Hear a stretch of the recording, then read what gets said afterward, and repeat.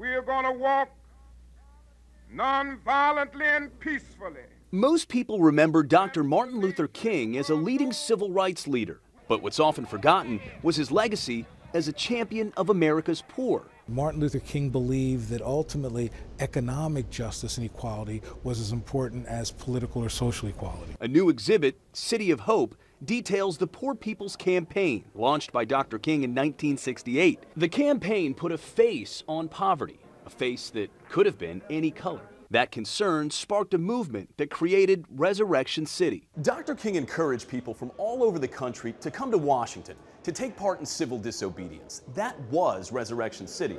Now, clearly, it didn't end poverty, but it did shine a spotlight on it, providing a moment where the despair of America's poor could be seen. I will give my full time to the campaign, and most of that time will be spent in Washington.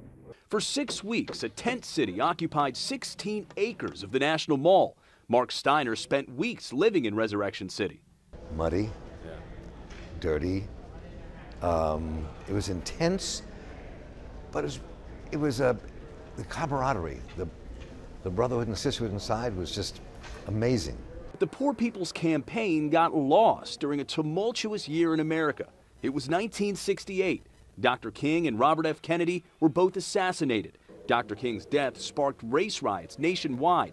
It was the height of the civil rights movement, and massive anti-Vietnam War protests were taking place. The fear that people had for the country and for each other and all was very much like the fear that people are stirring up right now. The nationwide movement that Dr. King had dreamed of stalled, a crisis millions still face today.